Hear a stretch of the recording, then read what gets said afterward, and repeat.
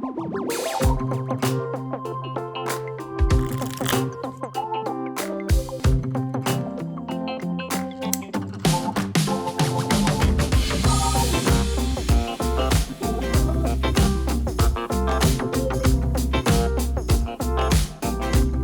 everyone, to another episode of Recollection Step, a Grand Archive TCG podcast, part of the Maindeck podcast family. I'm Dan. And I am Taylor. Dan, what did you play at Locals last week? I didn't play at Locals last week. Dude, okay, all right. We just went over how like this is going to be a really good intro into the podcast from now on. And then I know you took a week off to go celebrate Holy Matrimony with me, and I appreciate that. But then you took 2 weeks off. So what's going on? I was judging a Star Wars Unlimited tournament in Portland. So yeah, unfortunately, was unable to play any locals last week. What I would have played, there we go, would have been Genbu last week. I've got some stuff I still want to explore, some little tweaks, some fun stuff in the Genbu list. But now I don't want to get ahead, put the cart ahead of the horse here, but there's just a lot of decks and a lot to think about in the format right now. Taylor, do you play any games last week? No, I was in France. It was dope. I saw the Eiffel Tower, it lit up, and then it did like sparkly lights and stuff. That was very cool. Saw the beach. So yeah, no, it was great. Did not play in Grand Archive, unfortunately. Had I been able to play some Grand Archive, I don't know what I would have played either. I probably would have rolled the dice and picked something. There's a lot of cool decks that I really like right now that are strong and powerful, like Merlin and random Crux Lorraine shenanigans. Genbu as well, I'm a big fan of. Tristan is still pretty sweet, so like a lot of fun. Norm Allen. Yeah. Yep. Yep. Lost Spirit Allen. He's really sick. That was for Isaac. That's purely for Isaac. Yep. Shout out to Isaac. But yeah, no, I would just roll the dice, see what happens. So, but we do have JWW Store Champs this coming weekend. Yeah. So are you judged? Okay, so now there were rule changes, right? Where you cannot both judge and play in Store Champs, right? That's correct. But I'm going to give a shout out to our friend Gabe. Big ups. Who is judging this weekend. He said, hey, I know you need to get practice in for Niagara. I will judge so you can play. What a guy. Okay. Gabe is low key, actually high key. It's not low key at all. He's just a very chill dude. And he's very into the scene in Fargo, and he's part of Maindeck now. And we're just very excited to have him around because he's very cool. So yeah, I will also shout out Gabe. And yeah, thanks for taking one for the team, Gabe. Yeah, it was sick. The one thing about Gabe now is he's getting really interested in the Yu-Gi-Oh! Genesis format. I don't know if you've heard about any of this.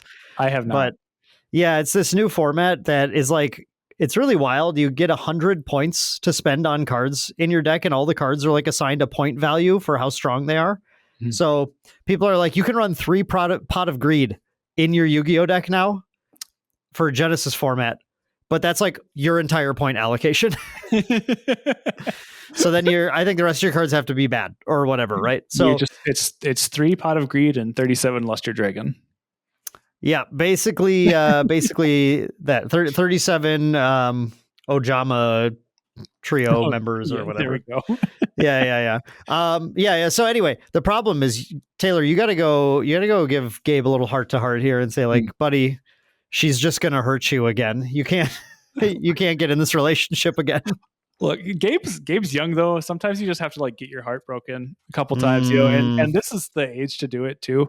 When he's young, he can mend, he can recover. You just want to kind of learn about the world a little bit. So, but I'll have a talk with him on Saturday, and we'll set things straight, and we'll get him set on the right path again. But he is high key a chill dude and super helpful. So really appreciate that. Yeah, I'm gonna be playing on Saturday. Our store champs are hard here. Yeah, buddy.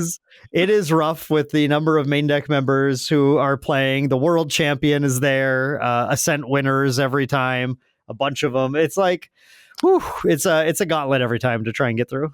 Yes. Yeah. That said, are you comfortable sharing what you're going to play then this weekend?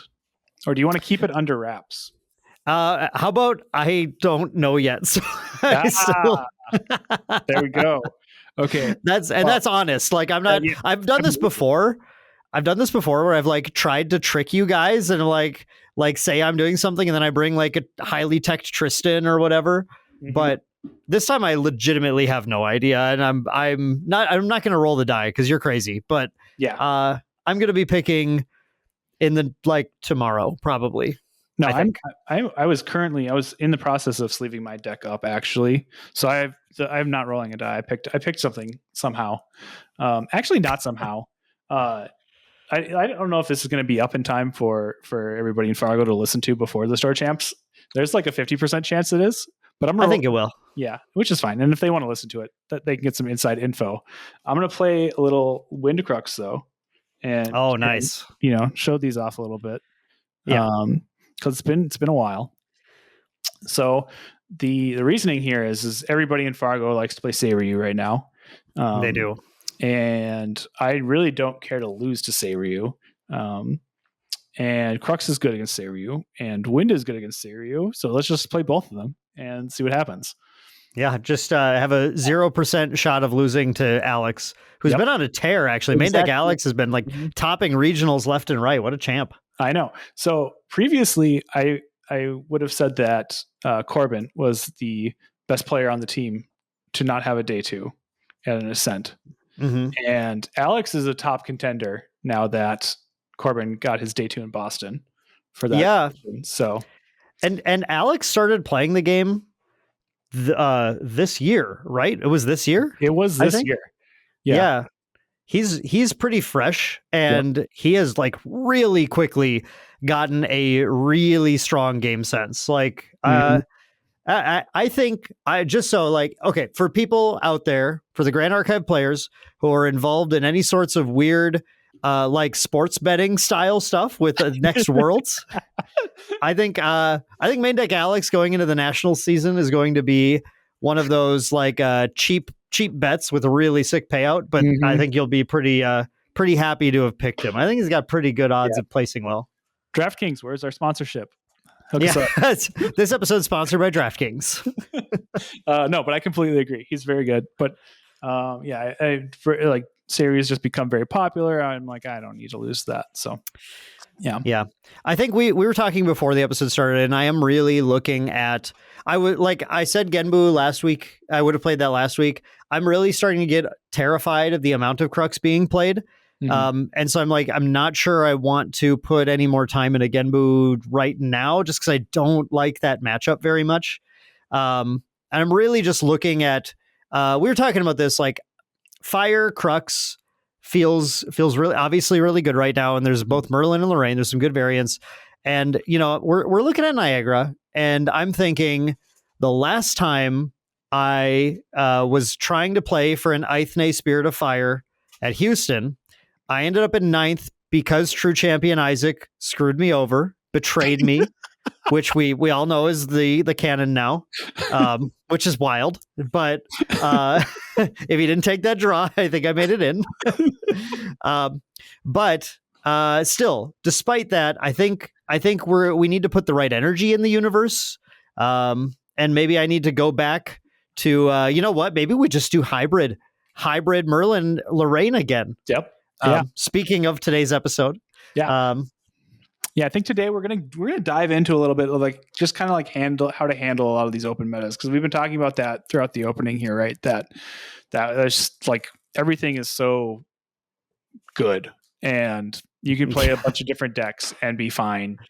And just like how do you like figure out even how to approach a meta like this? It's interesting because it's like it's very different than what we saw for Boston, right? Where Boston was also incredibly open, but not because there was a lot of decks that were good, but just because nobody had really established anything yet. Like Distorted Reflections is such a powerful set that when it dropped, it just created a bunch of new decks and opportunities for people. And then we hadn't gone through and actually like figured out all the good ones yet, and like experimented enough to know what the meta actually was going to play out like. And there weren't enough other events to help us out. So like, not only did you not know what to play, but you did not really know what you were going to expect. Here now, like it's different because like, even though you might not know what you want to play still, like there's a big, question mark on what to play, because there's a ton of good things to play. Like at least the like 7 or 8 or 9 most popular decks, so like the ones you're most expecting to run into. And so like you can have some idea of maybe there's a regional kind of thing you're thinking about, or a skew, or maybe there's like you've been working with one deck the whole season, and really honing that down. And so just like it just presents a different set of problems than what we had for Boston. Yeah, and I think there's also something that in a recent True Champion podcast, they were talking, they just grazed over this. And I since we're talking about open metas, I wanted to just mention this part because I think this is really interesting. But like the meta being so open is also like good or not as good depending on who you talk to too. That's kind of like an interesting thing about card games. Like I think everyone's like, oh, I really want an open meta. I want any deck to be good, which is kind of like the meta we have right now, where like you said, Taylor, we know all these decks and we know, well, like, yeah, there's like 12 decks that are like, really solid shot of top 8ing even in Ascent. And then there's like another 10 decks after that. They're like, oh, these are topping regionals. Like they're good. It's like, it is so open, but that means that when you're a competitive player and you're going into an event, like you can't really, it's really hard to find like a meta breaking deck or anything. It's really hard to, you said like maybe you can do a regional read. Like even that is really hard in a meta like this right now. Cause we know there's regions like SEA, which is always really Guoja slanted. So like you can go, okay, there's probably going to be Guoja here. But that doesn't tell you anything now because there are 3 main archetypes for Guoja that are all totally different: aggro, mid-range, and control. And they're going to be in some amount alongside a bunch of other decks here. So you can't even like go, oh, well, I'm going to SEA regional, tech this the deck and it'll do really well. It's just, yeah. So like if you're the more competitive you are, sometimes the less you kind of want a meta that's this open. Because it's just so hard it's kind of a crapshoot. You travel all the way to Niagara to play. What do you take that's going to give you like your best chances of winning? You can't really edge any of your chances on what matchups you're going to face quite as much now, right? It's really more like, I don't know, what am I okay with the odds being bad on the most, I guess? Like what I'm most okay with losing to, and then just, I don't know, hope I don't play that. Yeah. It's like, I'm of two minds. I'm of the same two minds. Like, I think it's really cool that you can play pretty much whatever you want right now. Like, even like Water Diana lists, right, have been doing very well. They've been placing in regionals lately, which is like something a lot of people I think discounted earlier in the season. But Aether Wings and Aether Charges are really strong. And knowing how to like play around the interaction, or your opponent's just not playing the correct interaction for it, like gives you a lot of room. And there's just a lot of decks that live in that same space right now. So that's awesome. Like you can go to your locals, you can go to your store champs, you can go to regionals, and you can bring anything and have a reasonable expectation of doing well. But yeah, like if you're preparing for a big event and just trying to figure out like what is good for right now, it's a headache. And personally, I like, as much of a headache as it is, I really do like that, because like that is what we want as like players. Like that's like, we just got out of a format where everybody was complaining that like Ryle was everywhere, right? So now where we have like a good mix of elements, we're seeing wind and fire and water, all of them at like pretty much every event. We're seeing a lot of different champions. This is kind of actually like the perfect meta, more or less. Like, and games, like all these games, despite all these decks still being really good, like they all have play with each other for the most part. It's not like it's a bunch of like polarizing matchups, like a bunch of 80-20s. Like these are all like a bunch of like 50-50s and 60-40s, where at any given game, somebody has a chance to win on either side of the matchup. Yeah. And I think the, like we mentioned, there's a bunch of the tier ones and then a pile of like more like regional possible top 8 decks or whatever. I think the way it usually breaks down is the ones that are at the lower tier, the regional ones, are the ones that have more of the like 80-20 kind of more polarized matchups. And then the only real difference maker is that the ones that are placing tops more consistently are just that. They're just a little more consistent at doing it. Which is a lot of fun for players who are fans of like particular archetypes that have fallen out of favor recently. We'll talk about that actually today with at least one in particular, but because those are decks where now, like, well, this can keep up. I'm going to need a pretty lucky run to like do well at a major event, but like, if you're a huge fan of some of these decks that have fallen out of favor, I think you're going to be able to enjoy yourself this season. Oh, absolutely. Like, yeah, I mean, like the Diana decks, right? Like, for the Diana one tricks out there, like this is an excellent time. Like you're in really good shape and much better than when Ryle was in the format, because now Diana keeps up really well.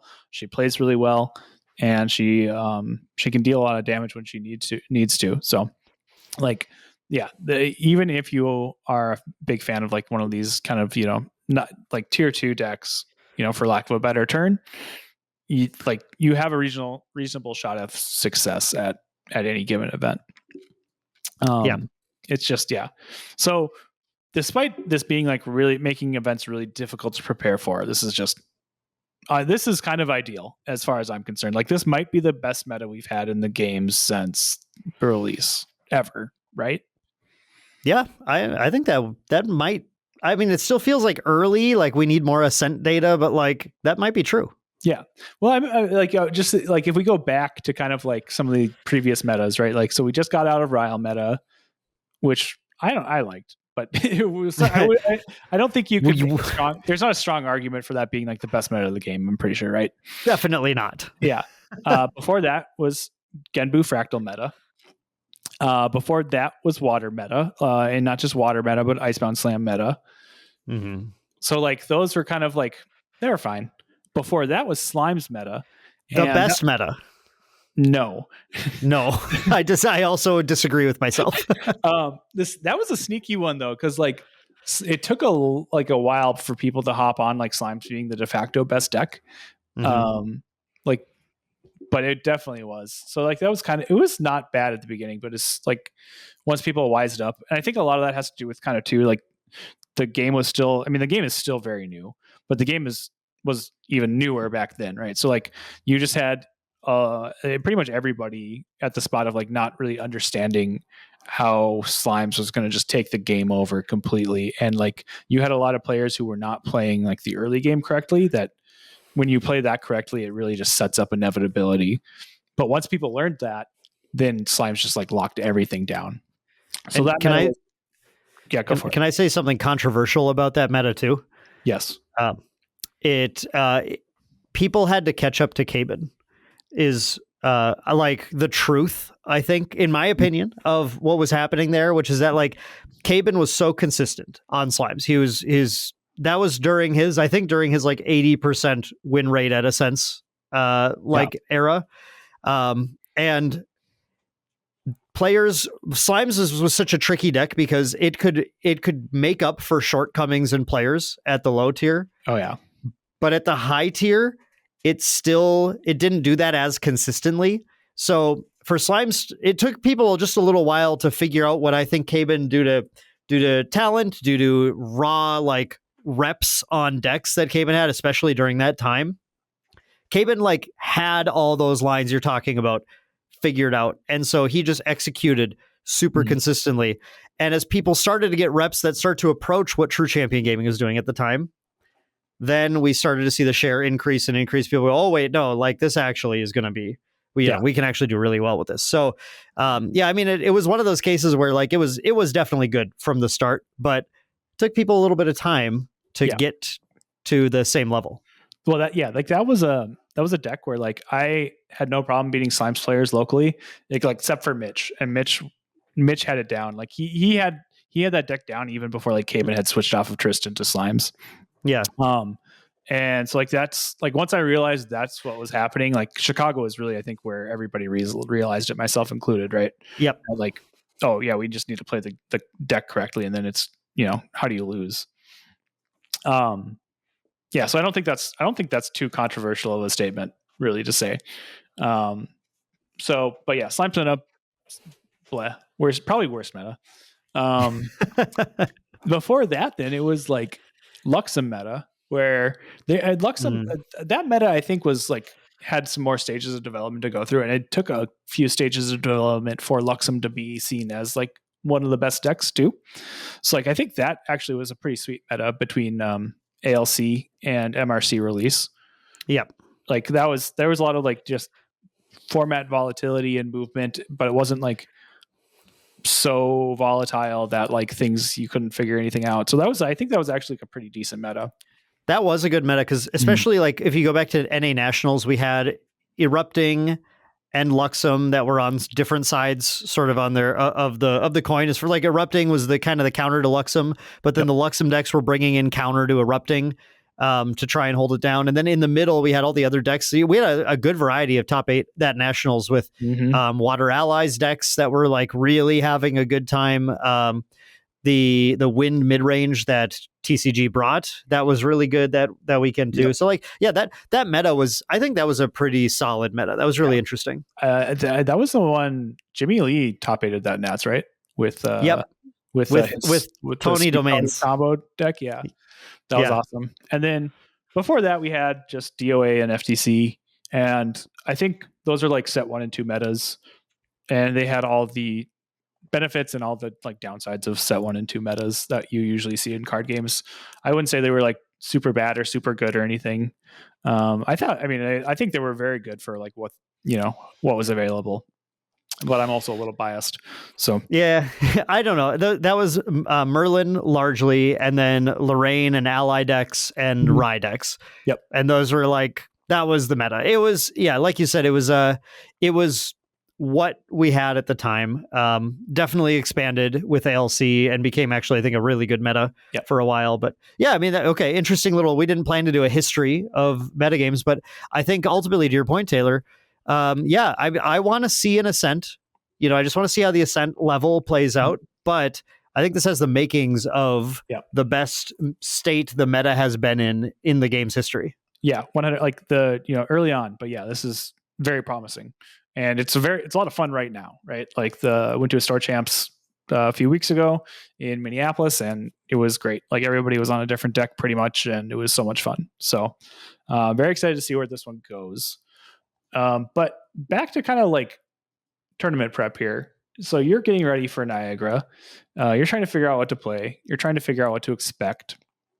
That's really difficult. Is there any way that people who I was going to try and like transition this into like the ad read for J-Dubs, but I kind of botched it, but that's fine. Can J-Dubs help you get ready for this tournament at all, Dan? Yeah, at least you're not talking about big meaty wads or whatever. That was an all-timer for a transition. Absolutely. Well, no, like kind of. We don't have DTR, so like not really. Ooh, but rough. yeah, I know. We sold out a long time ago. But if you want to be getting ready for different metagames in the future, maybe you want to be prepared for when the next metagame launches with the release of Phantom Monarchs. You could get some Phantom Monarchs shipped to your doorstep from jwwcards.com, our sponsor. It is just jwwcards.com. You go there, use discount code Maindeck, you shop for whatever you need, you get 5% off, you have a good time. But one of the things you can get is pre-orders of Phantom Monarchs or those Merlin Recollection decks, because as we all know, there was nothing better than the Merlin meta in set 1 and 2. And we can all get excited for a new Merlin meta with the next release as well. My God, I can't. You're going to sidetrack me here again, because I could wax poetic about how excited I am for an Assassin Merlin with Ghost of Pendragon. Okay. Merkblade's getting banned. Get that out of your head right now. What's happening? Like, okay, maybe it is, maybe it's not, but I don't think it's like the foregone conclusion that everybody says it is. Like, let's wait and see what happens, right? Because like, I guess you wouldn't need to ban it right now, but it just seems so silly just to assume it's going to be gone when like Merlin already has so many ways to just like poop out a field of Regalia and feel her Ghost of Pendragon. Like, yeah, Mercblade is really not anything new. And honestly, like it's true. Yeah. Like that's fair. Yeah. You get a free Looking Glass now, right? And then you get a free sword. And Eventide Spear if you're in water. Yeah, exactly. So like what is the hell? Hold up here, guys. Like I don't even think having 2 rested allies is like that much more difficult of a cost than a prep counter. It's like, rested units. Yeah, exactly. Rested units. So like I don't think that difficult. Like that's not a high bar compared to a prep counter. When you think of like what our prep counter generation is right now, it's not like it's good. It's fine. Yeah.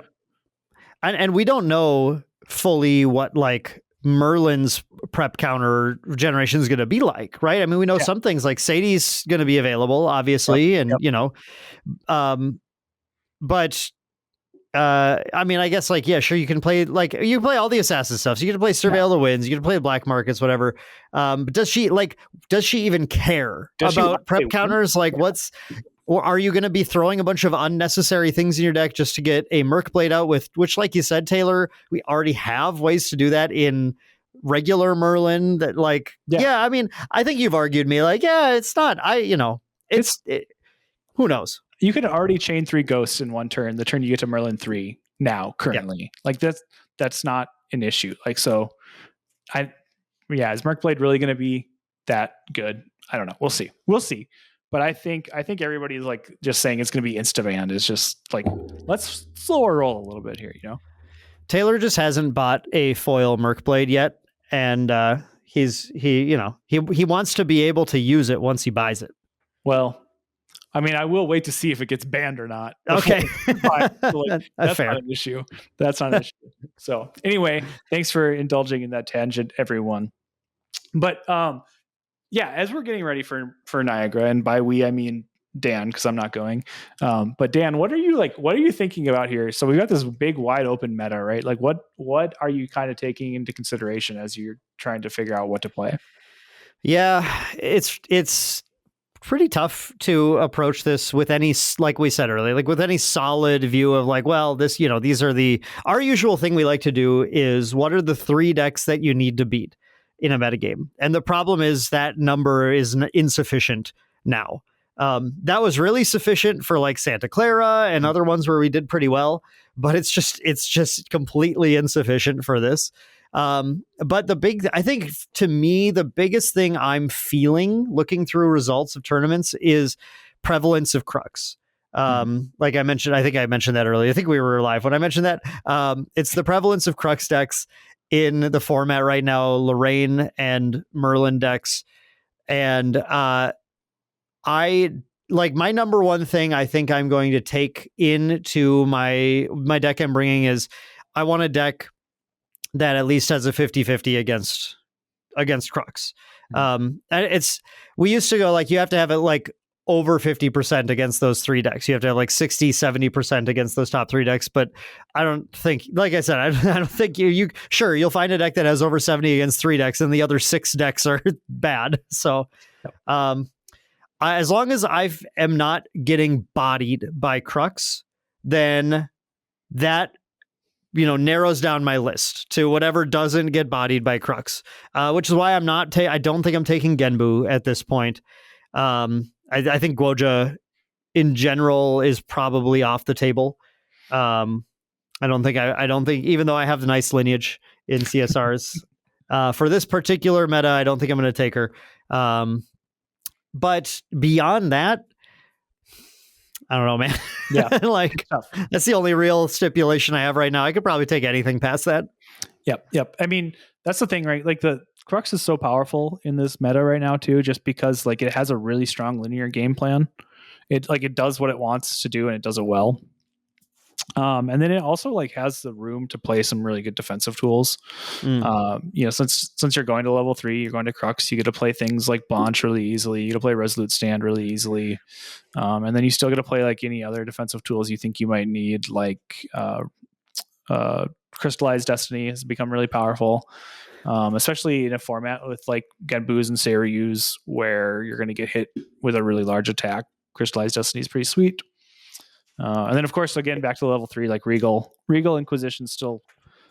I don't really want to say that's a defensive piece because I hate using it for defense because you just draw your opponent into more win conditions. Yeah. But it's really nice to be able to play that on your own to clear the way for your win condition. And when Lorraine is trying to win with a single big Rending Flames or Merlin's trying to win with a couple big Fireballs, Regal can be really good. I think like the big thing, a lot of people might look at this and go, like, what happened here? Why did Ryle get banned and then Fire Crux became the de facto best deck? It's like it does feel a little confusing. But I really think the big thing for Lorraine, at least, is having Clarent Reimagined in that list. Like that really takes Lorraine into an area of like, she has one material deck card that she gets to run that is simultaneously a win condition in the late game. It's like representing 15 to 18 damage. It has that is also a multi-use safeguard amulet against decks like Fractals or Fire Aggro that are going to throw some non-combat damage at you to try and finish you. That also is Spell Shroud. So it's like can't be hit and it costs more than 0. So like it dodges so many things that would get rid of it. So it's like such just a resilient, strong piece that really means that it like Lorraine decks effectively get to play with 15 material deck cards. Some of them do have to be swords, so like there's a balance there's a feel of some amount of balance there, but like she stacks so much into that one card that I think that's kind of the advantage she gets to ride. That's really made her stand above everything, just like so flexible, right, and able to deal with so many different decks in the format. Yeah, I don't think she's actually like the de facto best deck, and if she is, it's by like such a small margin that it is inconsequential. But like she's just very like familiar to competitive players, right? Like it's like it's something that it's I bring up Jund every single podcast now, but like it's very Jundy, where you just have a very strong mid-range game plan that has really powerful individual cards that also like play really well together. Yeah, Jund being a Magic archetype from 2009 or something that Taylor thinks people will know if he just says Jund. But I didn't mean to say, by the way, best deck. I meant to say best like Fire level 3 deck. I just skipped words, it became the de facto way to play Fire level 3 after Ryle got banned. Yep, and to me that makes a lot of sense because like the Fire again is like the element where you kind of give up a bunch of your resources. Like you just burn through your resources, and Crux has one of the better ways to like get that back once you're at level 3 and kind of just win the game in a quick fashion before you burn through them again. Whereas like some of the other Fire lists we've seen that are going to 3, like Luxem is still, I think, actually, I don't know where Luxem fits into this. I don't think I like Luxem into this meta.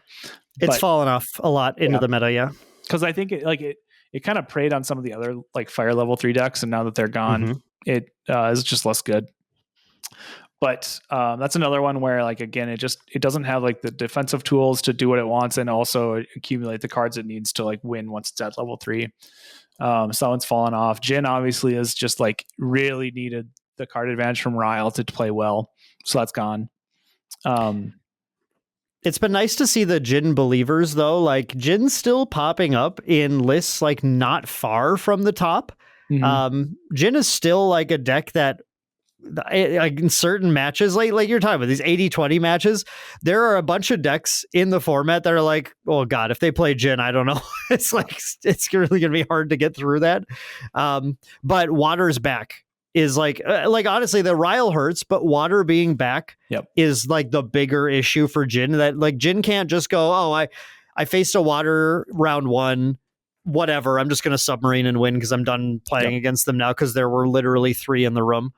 Now Jin has to actually face Genbus and Fractals and Dianas and weird stuff throughout the day, and man, he just like they frack your stuff and you just go, okay, fine. Jin hates a fracturize. Yeah. But the other fire level 3 deck that is still seeing some play, and I think actually like has a lot of space for exploration still, is Fire CL. Like there's still just a ton of different ways to build him and play with him. Like TM32 has their very cool like Regal looping build that's still powerful. And then obviously Ablation is the damage one, right? That one's a little bit more rough, but like Beguiling Coup is still good. There's still like, we were messing with like that draining build with Siphoning Fractal, and whatever Posted the profile for that one. Yeah, and the other big Fantasia. So like, I think there's still some play for Fire CL. But yeah, so like the main difference between like Crux and those is just like Crux is like just a very good linear deck that is going to like point you in a direction, and it's going to make your opponents, answer you instead of like you trying to answer what your opponents are doing. But assuming like you don't have like a good linear deck, good linear game plan like that, like Seiryu's kind of got the same thing. Genbu to an extent has the same thing. Like assuming you don't have that, like what else could like you need like a little bit more flexibility in your game plan and what your cards are doing at that point, right? Like you need more ways to kind of pivot, because like the field's too wide open. You can't just play like hard control decks with very specific answers, which is why we're kind of seeing like Tristan fall off a bit now. Yeah. Like she really relies on like being able to prepare for like a smaller subset of opposing deck lists, and into a wide open field. Like just, you can't have the specific answers that Wind needs you to have.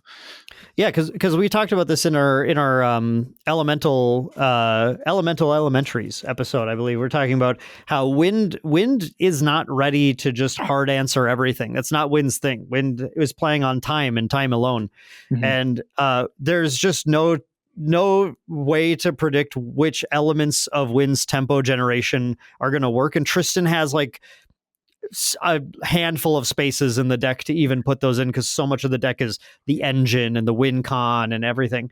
But Taylor, I think what you're getting at here is something that I'm also going to go a little full circle and bring back our discussion of metagames, right? Because we talked about how back in that very first metagame when we went to Houston, our whole team brought one particular deck because we were feeling, obviously a very different situation, but we were feeling the situation of, well, this is the first major event. We don't even totally understand what everyone's going to bring. Like, what have people been holding in their back pocket this whole time testing? Like TCG brought that ally list because they thought this is the thing, and they were correct, that so many decks just aren't able to deal with. They don't know. Yep. And we went into that thinking, well, man, we just don't know exactly what to face. So how can we pick like a champion lineage to play that beats those?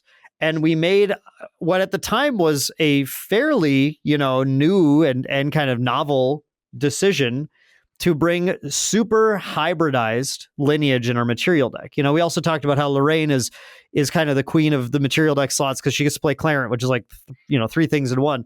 When you have extra slots in your material deck, you can kind of use those to create new options that you won't necessarily use every game by hybridizing your champion, right? And I think this is something, so like going to the main thrust of the rest of the episode here, we want to talk about this interesting concept where that is pretty unique to Grand Archive. I'm sure, I want to say it's totally unique. I'm sure there's someone who'll point out, well, there's this game in 1998 that used this really like, kind of similar thing where you had to, whatever. Okay. But in Grand Archive, this is the only game I know of right now that, to the extent it does, allows you to say, I'm playing this leader with this color, but also I can go to this leader, and also that leader can go to this this level instead of this one.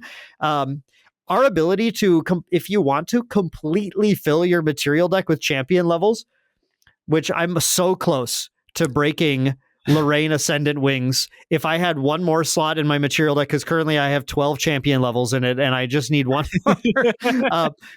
I have an insane plan. Maybe someday you guys will hear it if I ever have the ability to pull it off. When we get that 13th material deck slot. Yep, when we get the 13th one, baby, it's okay. But like that's so cool. That's what is really, really neat, and how the game plays with being able to level up and level down has affected. Go back to that erupting metagame. It was really cool that you talked about that because it's so relevant to this conversation. Yep. The erupting metagame where it was okay. Do you go to Rye or Lorraine depending on what your hand looks like, how you're stringing a kill together, and then we've seen even cooler ones after that. Like right before erupting got banned, Tristan was coming into it. Like, this is really sweet too. Yeah, when Matt brought Tristan and I think he played Tristan and Rye at Chicago, I was like, this is another level. This is so good. Yeah. Or no, it was Tristan. It was Tristan and Lorraine, but it was Tristan it was insane. Yep. Oh. Yeah. So that is one of the coolest things about Grand Archive. That is one of the things that really, really gets me super excited. And the deck that we played back then was, as TCG have mentioned on their podcast, we've talked to them many times about it. If they had let me into top 8, I think I won Houston. Oh yeah. That's the thing that's so frustrating about it too. Like, good call, Isaac. Good call drawing, because you did not want me in top 8 with you there, because that deck was an uncaged animal against those ally decks and would just wipe the floor against them, which I did in Swiss too. Yep. Yeah. I mean, that was like the best part, like, because like there were some players that had built Merlin to try and beat ally decks by playing like Incendiary Fractal and like just more removal and like more Resolute stands. And like those worked pretty well for the most part, but you could still just get overwhelmed, especially because like you still had to get to like level 2 before your Incendiary Fractal did anything, and at that point like you're down on influence because of that. But like going into Lorraine instead and just being able to flame sweep away a board of allies was so powerful, and then having Crux Knight, so you could still not Crux Knight, Spirit Ruler, so you could still use your Ghost of Pendragon once you were level 3 was just like the icing on the cake there, because like now you've cleared the board. Now you have a way to win the game with your ghosts. And yeah, it was great. And then you still had game into like the other Merlin lists too, because you still got to play all the busted Merlin cards like Incarnate Majesty and Fireball and stuff for those matchups. Yeah, that list actually did not play Incarnate Majesty. If you recall that list, we called it triple threat. Yes, we called it triple threat because against the Merlin list, you just did early like Honed by Fire, Rending Flames to take them out. You didn't let them put out an Incarnate Majesty. And you actually, so that list ran full Lorraine and full Merlin lineage, so 5 champion levels plus a spirit. So half the material deck was actually champion levels. But what you did was you didn't go into any matchup knowing which route you were going to take. It was based entirely on board state and cards you drew. And if you were seeing the Fireball side, it was called triple threat because we ran Rending Flames, Fireball, and Erupting Rhapsody at the time. And if you saw Fireballs and Erupting Rhapsodies, you just went, if you saw those, you could actually just stick at obviously like early, like Merlin 2 and win the game there pretty easily. But if you saw the Fireballs, you went the Merlin route to win. If you saw the Rending Flames, you would maybe go the Lorraine route, or you go the Lorraine route to clear board and then just go cool. Like I fireballed people at 4 cost to win the game in that deck, just like for 4 damage or whatever. It would come up sometimes. Yes. Going the Lorraine route too. So because you drew enough cards. Yeah. That list was really cool. It worked really well, but it really taught us at main deck the power of hybridizing champions at the time. And it's been something that we have done ever since then. And what we love to see here, and like Taylor can vouch, I always like will giddily send him a weird Fractal of Insight deck title where it'll be like 4 different champions hybridized or whatever. I'll be like, look at this, this is so cool. So today we're going to actually highlight some of the different ways that players recently in the past few weeks at major tournaments have hybridized their decks to showcase the power of hybridization, to help people kind of get ideas for their ways that they can start to attack such an open metagame. Yes. Yeah. Like the first one we're going to talk about here is it's another Merlin list. So it's very dope. We love Merlin, obviously. But it's less of a hybrid and more of a just kind of like a different play pattern for Merlin. But again, it just like really emphasizes the flexibility you have in the material deck and your champion lineage and being able to play like different plans based on what you expect. Yeah, we have the list up on screen here for those of you who are visual viewers. And I'm sorry, we're not going to read out every single card that's in the list. We will read out some of them because this is KevinSan's list from the Whimsy DTR Store Champs in the Philippines. This is it's a Spirit of Fire, and then it goes into Guoja, into Merlin 2, into Merlin 3. And you would think maybe, okay, Spirit of Fire, Suzaku is the Fate Stone, the Ruby Fate Stone, right? No, you have the Fabled Emerald Fate Stone. And the whole reason this is here is just because you're going to get one use of Suppress, and that's it, off of this Fate Stone. And then maybe you put it back with a Ghost of Pendragon once you're Merlin 3. Mm-hmm. That's really all you're doing with it. But this just this adds a pretty wild bit of flexibility to your game plan here. So not only do you have like this now free onboard answer while you're level 1 to just weird tempo plays that your opponent's doing, you can just suppress any of their random stuff if they're coming at you for a lot of damage. You can also suppress a lot of your stuff at level 1 for advantage as well.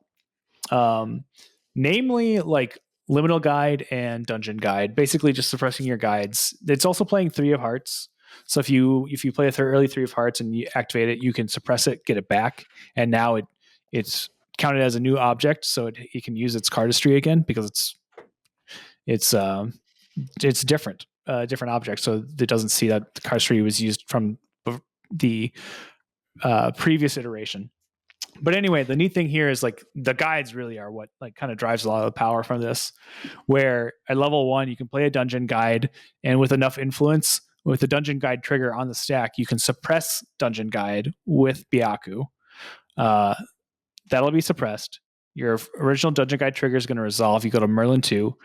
Dungeon Guide comes back at end of turn, and now because you had a bunch of cards in influence or in memory from suppressing it, you're also going to go to level 3 in the same turn, off the same Dungeon Guide. You don't have to waste another card to suppress anything, and so you basically just turboed to 3, and it costs you the 5 cards it normally would to go from 1 to 3. Without any extra costs. It's letting you get there really powerful or really, really quickly. Then with Liminal Guide, you can suppress that after you got it back from leveling up to 1. It's ephemeral. You suppress that, it's going to be banished. Since it went to banish right off the bat, ephemeral doesn't like change its destination. It's still just going to go to banish, but then it's also going to come back as a regular object. It's not ephemeral anymore, which means next turn you can cremation ritual it, put it back into your graveyard and draw some more cards, and then set up for your next level and bring it back again and reuse it. I'm going to be honest. I didn't realize. I know that ruling from like Magic the Gathering when an interceding destination changing effect sees the same destination, then it doesn't intercede. Mm-hmm. I didn't realize that was at play with ephemeral here as well. Oh yeah. Yeah, so you just have you have a lot of different play with this Fate Stone. You're only going to get one activation, right? You only get one instance of suppress from the Sapphire Fate Stone here, but like it opens up a bunch of different lines for you, for yourself, and then also like just anything you need to mess with on your opponent's side too, if you need to suppress anything on there. And like maybe you're playing against a Fire Diana and they play their Trivariate Dream, I think is what it's called, right? And they load it up in the Recollection Step, and then you get to just suppress it with all their charges in there, and they go away, and you don't have to worry about taking like 9 or 10 damage that turn. Yeah, I mean that is actually really sweet, especially because I know the power of putting out the Trivariate Dream, and if my opponent ever went, okay, cool, Byaku, I'd be like, why? And I hate you.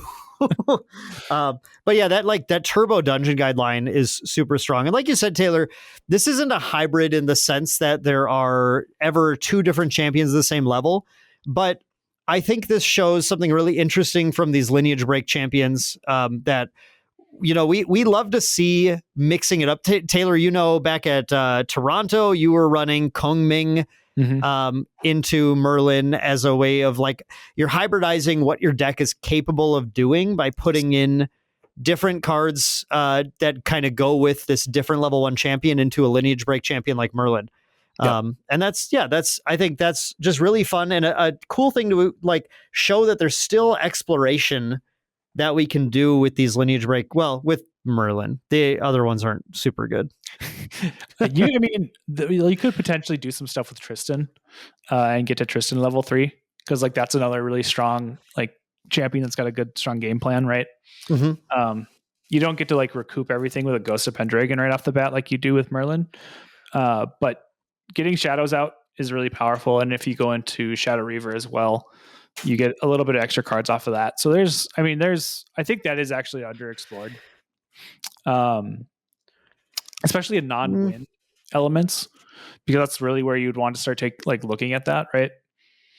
I'm not sure what you would do with it yet or why. Yeah, I mean, like Wind Tristan is just so good. Tristan's regular level 2 is just so good that you would never do that. But yeah, maybe you're right. Maybe we're doing some weird water assassin or something, trying to make that work, and that's sure, fine. Or of course, Alan, right? Yeah, Alan. Yeah, I mean, except no, not Alan, because he doesn't have a level 3 to go into. He does some stuff like with his levels soon. Don't soon he'll have level 3. These people false hope.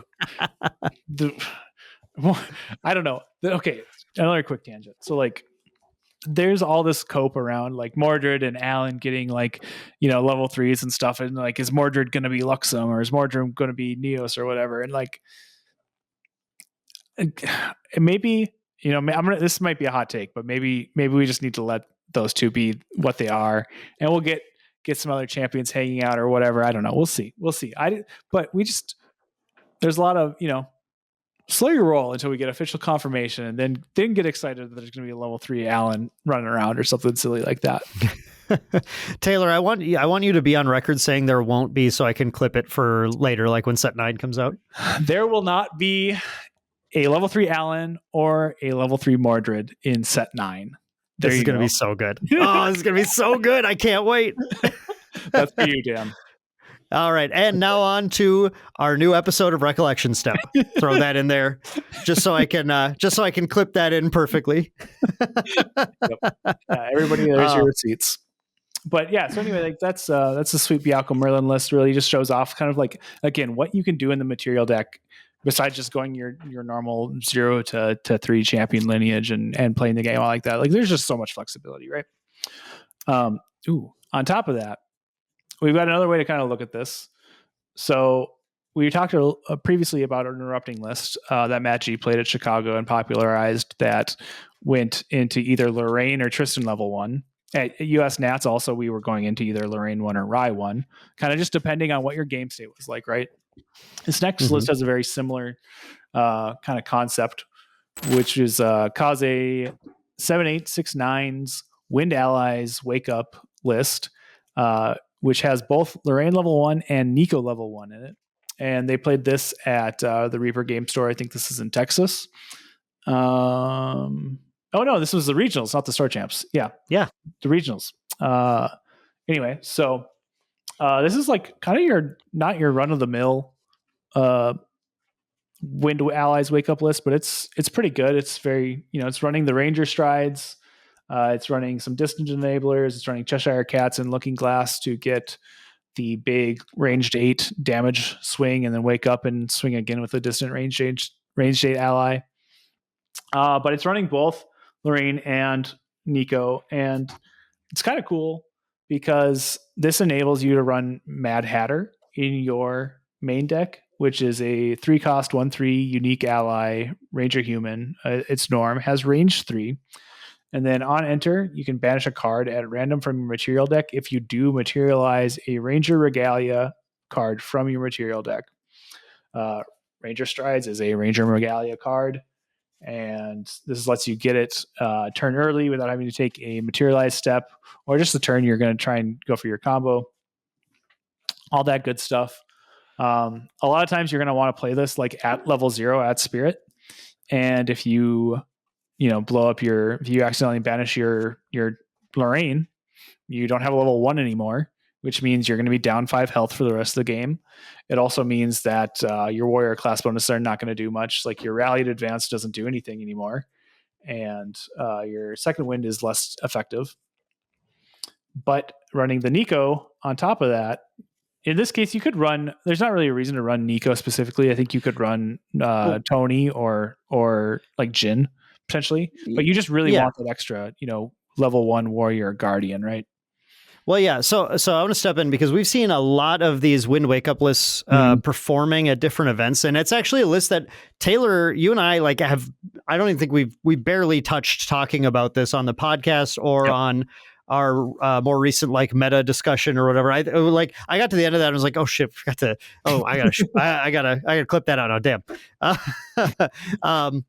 I said, oh shoot, I forgot to talk about Wind Wakeup because this is a deck that has been taking names multiple events.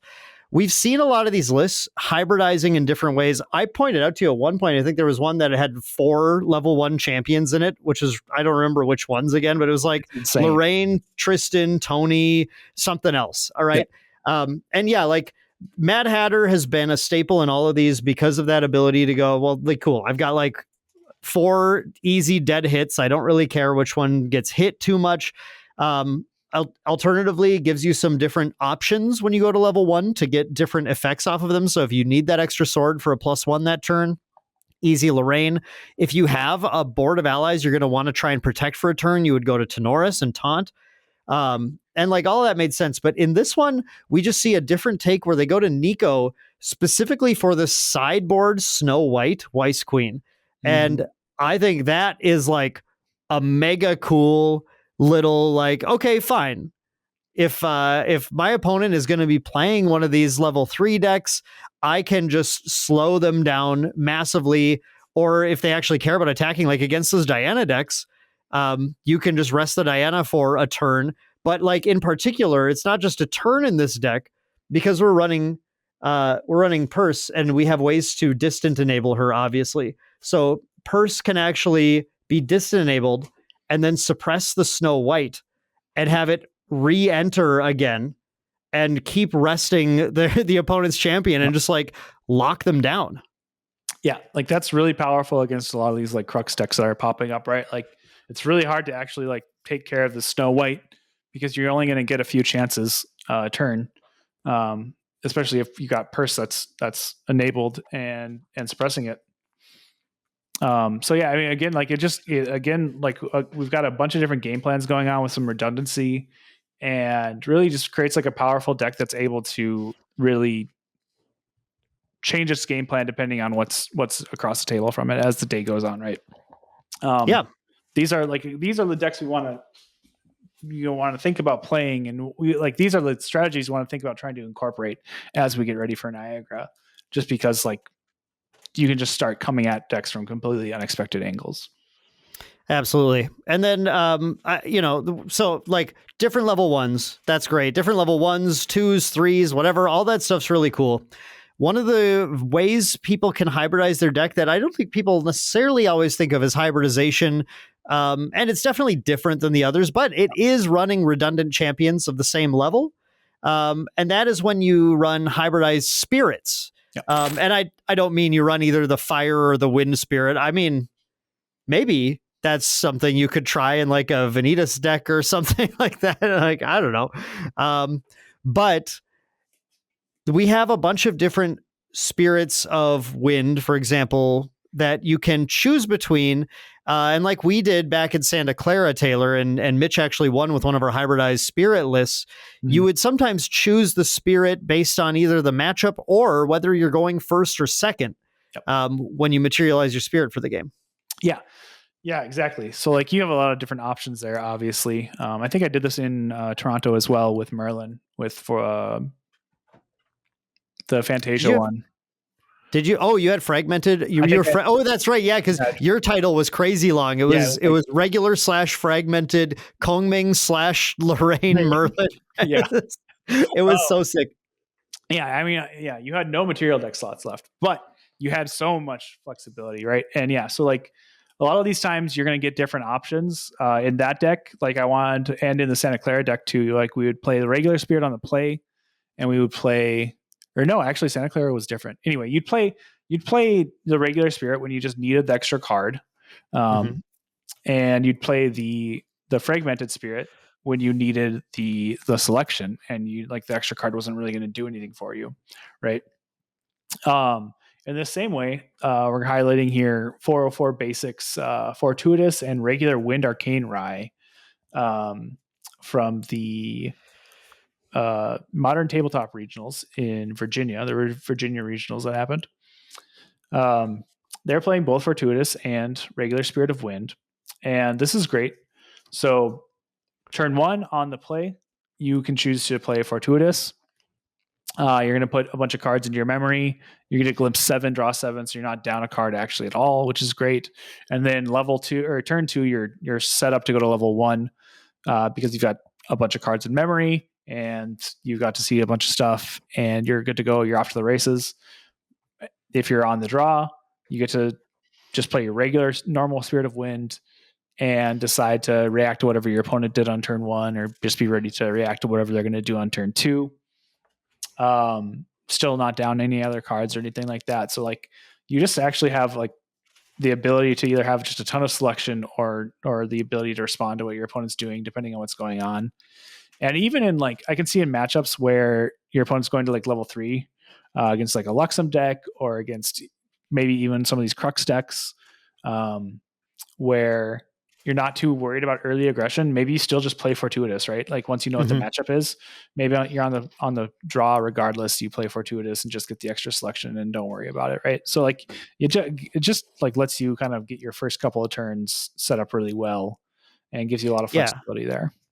Yeah, with this Rye list, I'm not completely sure that it's going to be such a hard turn 1, turn 2, like you're saying. I think it will be a little matchup dependent. I think there's going to be matchups where you need to sort of like start establishing maybe you're even thinking about doing the unheard of and going like DG's level turn 1. I've seen it happen. It never seemed good, but maybe.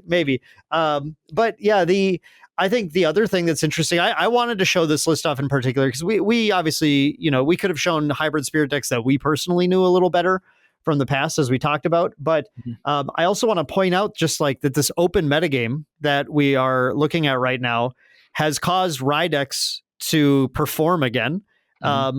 Plus, they're empowered a little bit by some of the new cards that we've seen in DTR.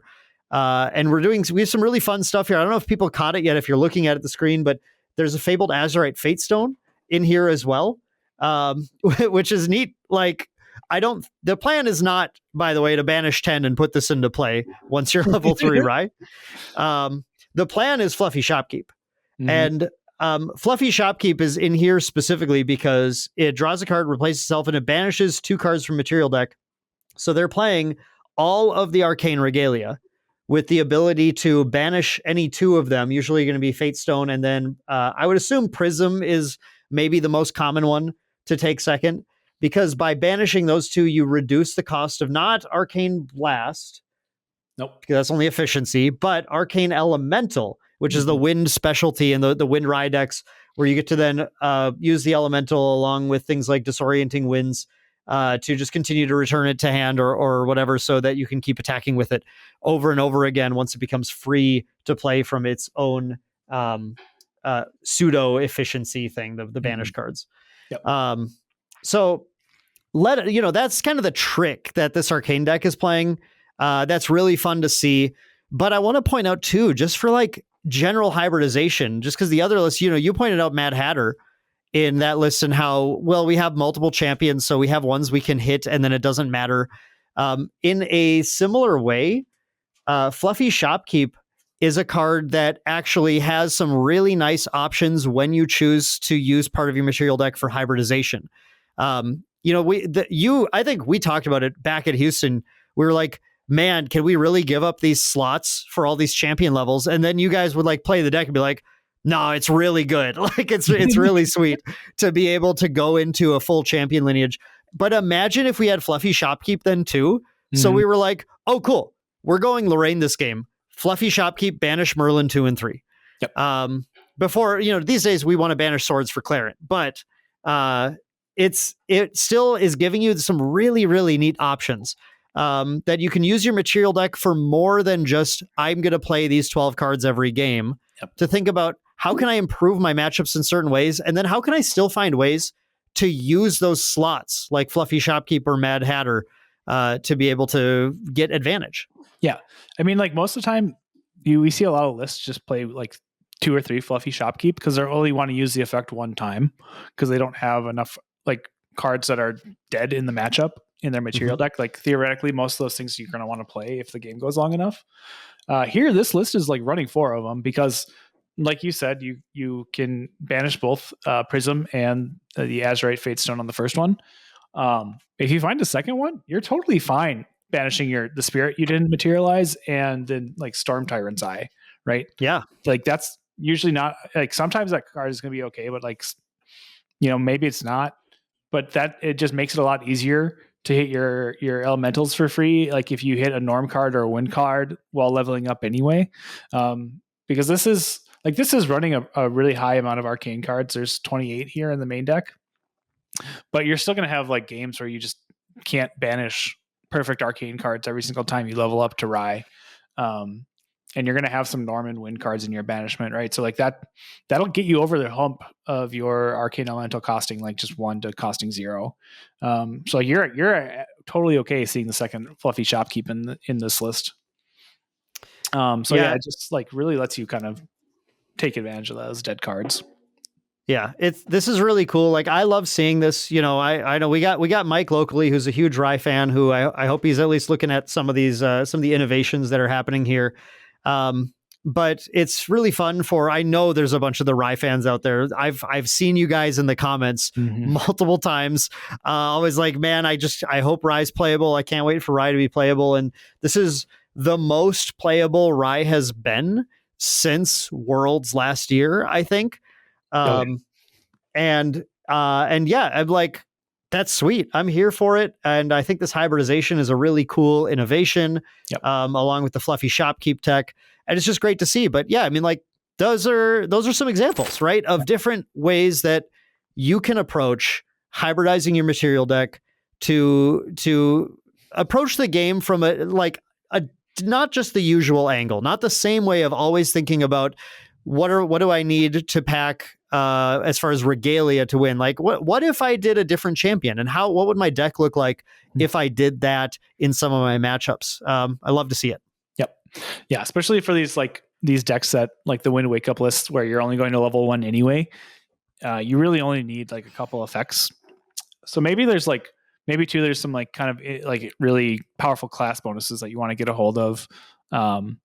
Like what we did with Kong Ming and Lorraine in Merlin lists, right? Like if you saw the Harmonious Mantras, you can go to Kong Ming. Otherwise, you can just go to Lorraine.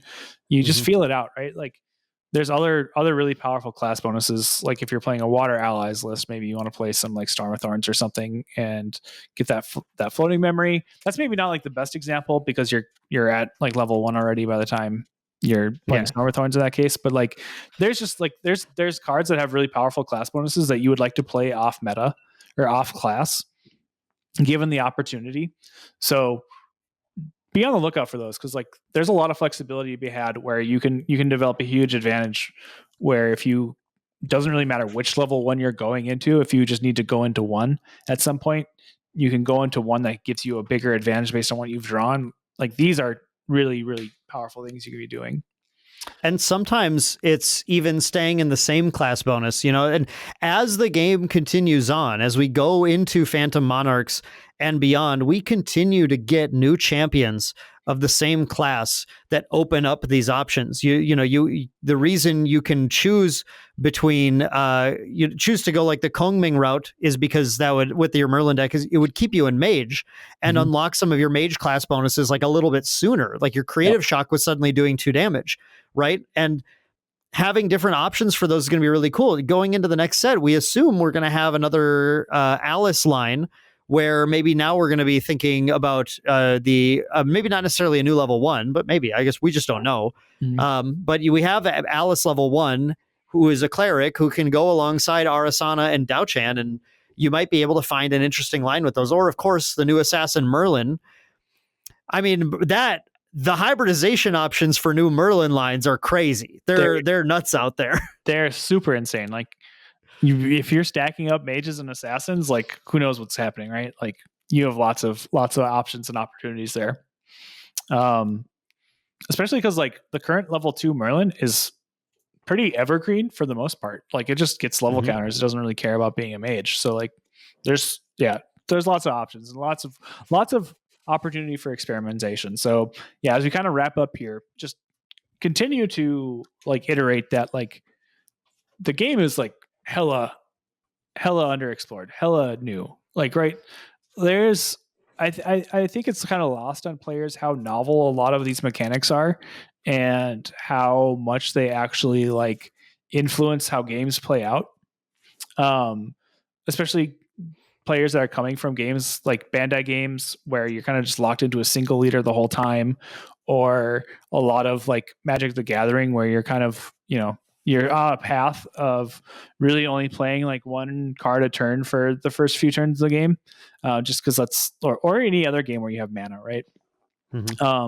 Like those concepts are kind of thrown out the window in this game where you just get to take multiple actions from the get-go and have a ton of flexibility in how you build your deck. So like there's just so much open space for exploration and so many ways to like kind of experiment and theorize how to actually play a game of Grand Archive in the moment and not just going through a set plan every single game. But yeah, so any other kind of closing remarks here, Dan? As always, we just want everyone to continue exploring, trying, brewing, doing all the fun stuff. I watch Fractal of Insight religiously. If you put out a really sick hybrid list, I'll see it. And if the cooler the name is on Fractal, the more excited I'll get. I'm actually really sad that Wakeup now has a name that they call it Wind Wakeup on Fractal of Insight. It's because it's now looking for the specific cards that are involved waking things up. Because for a little bit, one of the first lists on there for it just ran Spirit of Wind and no level 1s, and it just said Wind. That was the full name of the deck list. Wow. What'd you play? Wind. Cool. Sick.